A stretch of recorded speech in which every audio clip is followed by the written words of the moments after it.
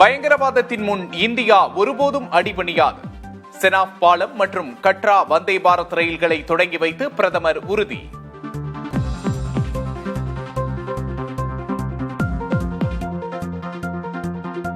மத்திய பாஜக அரசு சென்சஸ் மற்றும் தொகுதி மறுவரையறையை செயல்படுத்த உள்ள போக்கு வஞ்சகம் நிறைந்தது.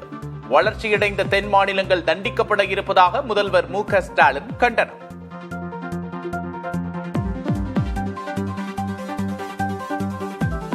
தொகுதி மறுவரையறையால் தமிழ்நாட்டின் பிரதிநிதித்துவம் குறைந்தால் எதிர்க்கும் முதல் குரல் என்னுடையதே. முதல்வரின் குற்றச்சாட்டுக்கு எதிர்க்கட்சித் தலைவர் பழனிசாமி பதில்.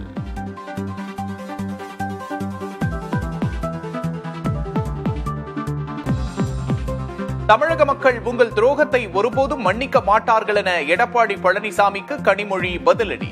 தனிப்பட்ட அரசியலுக்காக டெல்லி எஜமானர்களுக்கு பணிந்து நடப்பவர் தங்களுக்கு போதிக்க எந்த உரிமையும் இல்லை என்றும் காட்டம்.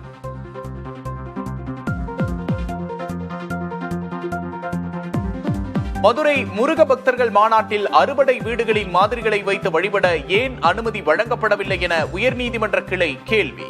காவல்துறையினர் நடுநிலையாக செயல்பட வேண்டும் என்றும் கருத்து.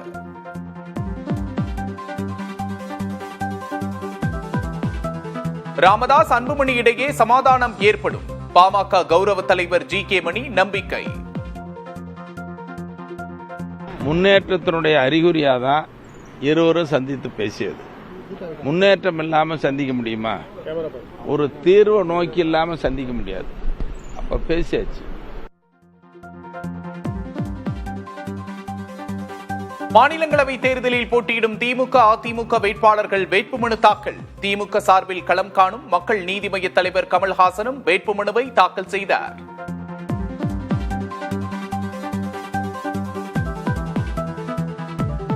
கொரோனா தொற்றால் பாதிக்கப்பட்டவர் விழுப்புரம் அரசு மருத்துவமனையில் உயிரிழப்பு.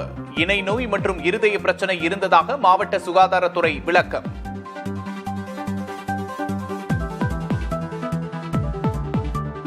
கொரோனா பரவல் அதிகரித்து வருவதால் கர்ப்பிணிகள் முகக்கவசம் அணிய தமிழக பொது சுகாதாரத்துறை அறிவுறுத்தல். கட்டாயம் இல்லாவிட்டாலும் தங்கள் பாதுகாப்புக்காக முகக்கவசம் அணிவது நல்லது என அறிக்கை.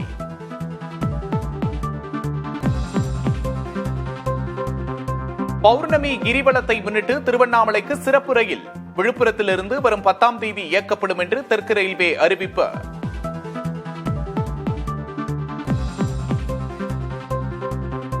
பூந்தமல்லி போரூர் இடையே ஓட்டுநர் இல்லா மெட்ரோ ரயிலில் 3ஆம் கட்ட சோதனை ஓட்டம் வெற்றி. டவுன் லைனில் முதல் முறையாக 20 முதல் 25 கிலோமீட்டர் வேகத்தில் ரயிலை இயக்கி சோதனை.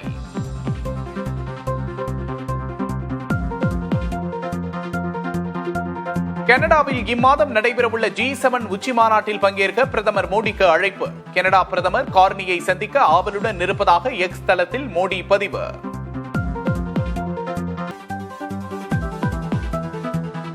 புதிய அரசியல் கட்சியை தொடங்குவது குறித்து ஸ்பேஸ் எக்ஸ் நிறுவனர் எலான் மஸ்க் திட்டம். அமெரிக்க அதிபர் டிரம்புடன் மோதல் ஏற்பட்ட நிலையில் மக்களிடம் கருத்து கேட்பு.